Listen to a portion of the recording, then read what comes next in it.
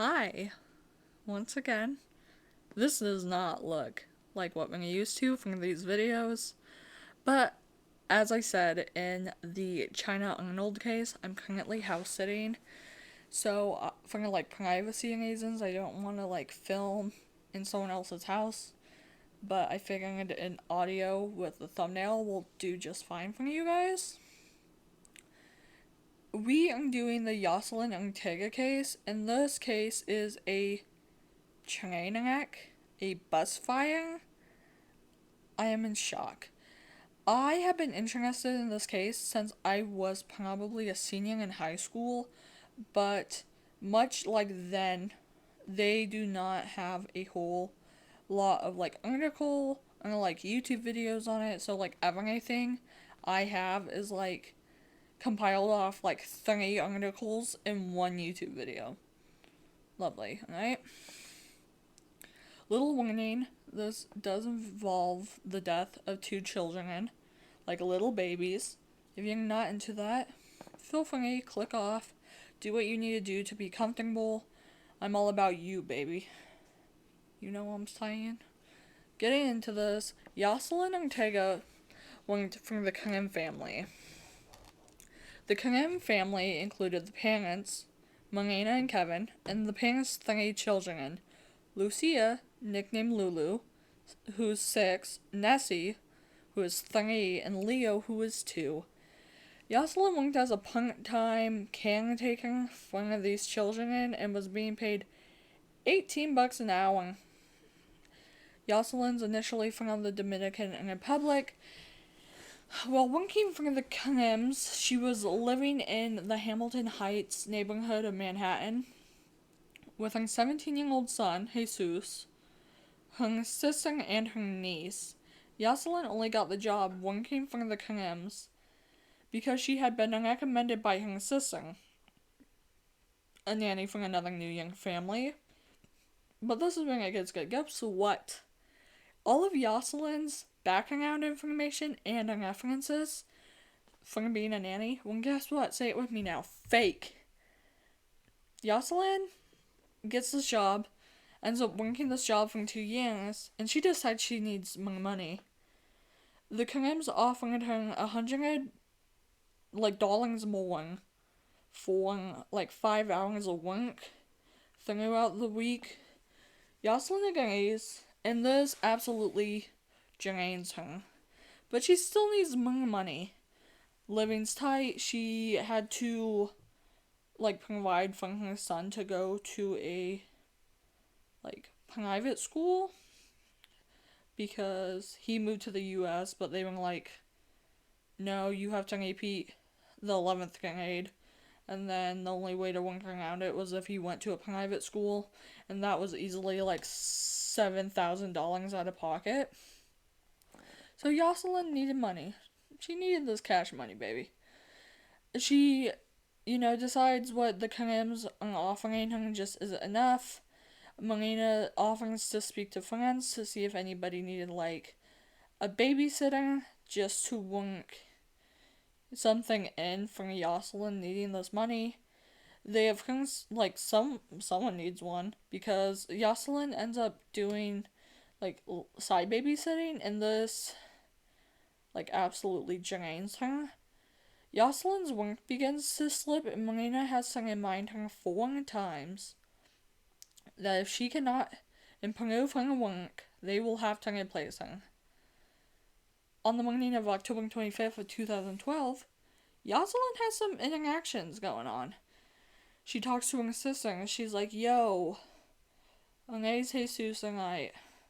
She talks to the neighbor, and she gives the neighbor an envelope. Inside is Yoselyn's debit card, I believe her driver's license, and there was something else, but I didn't write it down, so...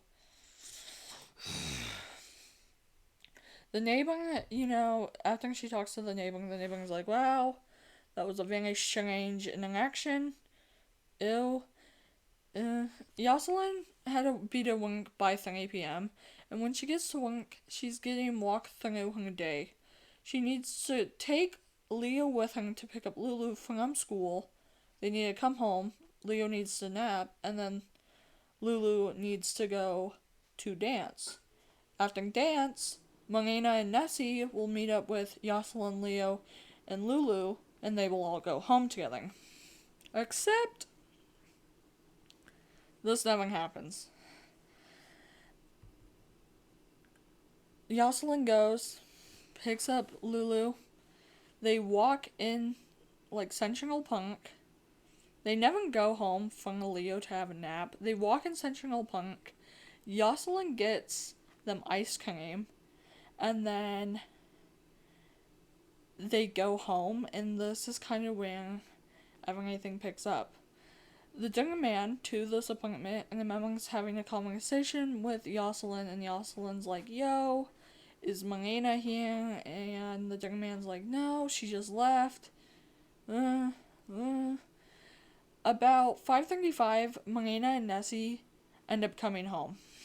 Marina had obviously arrived earlier than expected because Yoselyn failed to show up at Lulu's ballet lesson where they had agreed to meet. So of course this is a giant red flag. When Marina enters the apartment, it's quiet and dark, and she finds no one. She goes back downstairs, talks to the young man. He claims he talked to Yoselyn and she's upstairs. Marina and Nessie go back upstairs, and this is where Marina opens the bathroom door and finds 6-year-old Lulu and 2-year-old Leo sitting in a bathtub full of blood. They're stabbed, and they're turned directly towards the door with their eyes open in this bathtub of blood.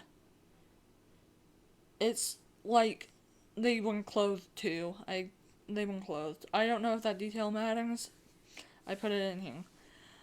It would later come out that Leo had 5 stab wounds and Lulu had 30. What? That's not all. Yoselyn's in the bathroom with them, and when Marina walks in, fucking Yoselyn freaks the fuck out, slashes her own wrist, and begins to violently stab herself in the neck and throat with a kitchen knife. This kitchen knife, as you could imagine, was used to stab the 2 kids. This scene was also witnessed by the apartment's superintendent and his 10-year-old son. Wow, traumatizing. The 2 little bodies of Lulu and Leo were removed on a single stretcher, and Kevin, the dad, he finds out about the events after he's landed at the John F. K. airport. He came home from a San Francisco business trip, and police pulled him aside and told him what had happened, and then he proceeds to meet his wife at the hospital. Yoselyn eventually tells police that Lucia fought back and Leo was asleep when she started attacking him. And I just find that so upsetting. I find any kid dying upsetting, but they literally didn't know. She literally started stabbing Leo in his sleep. What? That's so sad. In November of 2012, Yoselyn is indicted on 2 counts of first-degree murder. And over the next 5 years, prior to the trial, Yoselyn makes approximately 90 court appearances. Crazy. In April of 2016, Judge Gregory Cano made a plea offer to Yoselyn over the objection of the prosecution of 30 years to life in prison, the minimum sentence for 2 murder counts, in exchange for her just to plead guilty. Yoselyn rejects this offer. On February 22nd of 2018, 12 jurors were chosen for Yoselyn's trial as Judge Cano presided, and opening statements were scheduled for March 1st in Manhattan Supreme Court. This trial was expected to last 4 months, but ended after less than 2. Yoselyn faced the possibility of life in prison. She pleaded not guilty to murder and pursued a psychiatric defense, basically saying she is so sick mentally she has no clue what she's doing, and for that she shall not be held accountable. Prosecution, on the other hand, was like, she is sound-minded, she knows exactly what she's doing, hold her accountable. She was found guilty of first-degree murder and second-degree murder on April 18th of 2018. On May 14th, she was sentenced to life in prison without parole. Judge Carnos said Yoselyn was pure evil, blaming Yoselyn and her family for not seeking medical treatment for Yoselyn's depression and anxiety, and for hiding her condition from the Krims. Marina and Kevin, the parents, set up the Lulu and Leo Fund, a non-profit charity that provides creative education programs for disadvantaged children. The family posts photos and memories of their children on the Lulu and Leo Fund public Facebook page, including fundraising events and photos of made by their children. In 2014, the fund served over 2,300 children. Since the killings of their 2 children, the Krims had 2 more children, Felix and Linus. The New York State Assembly and State Senate.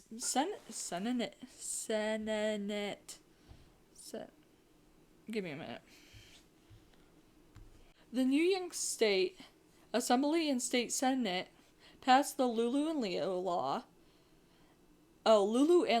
Law in June of 2018. New York State Governor Andrew Cuomo signed it into law in August of 2018. It's the first of its kind in the country, making it a crime to knowingly and materially misrepresent the qualifications of a person applying for work as a child caregiver. Kevin, the dad, said at the bill signing announcement, "We hired a woman who murdered her children based on a deliberate set of lies. Thanks to Governor Cuomo's support and the hard work of sponsors Assemblyman Otis, Senator Lanza, and then co-sponsor, there is now a strong deterrent to that kind of deception." Yeah, that's the case. Finishing statements from me. Fuck Yoselyn, first off. Like, to do that to kids, literally traumatizing. And it's like, anytime I find a woman case, kids are always involved. There is one case that I don't know if it's posted by now or not. It's the Michelle Waterman case.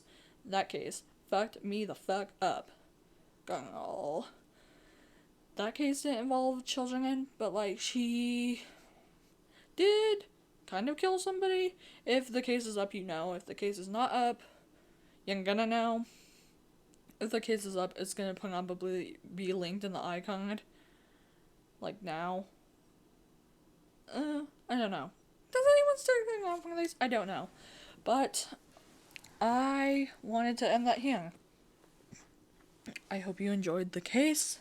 I hope you enjoyed this kind of layout video because it's something new. And if we like these better than the webcam ones, I might start doing a few of these as well as the webcam ones. Just because I think that'd be fun to give us a variety. Thank you for listening. I will see you on Monday with a vlog.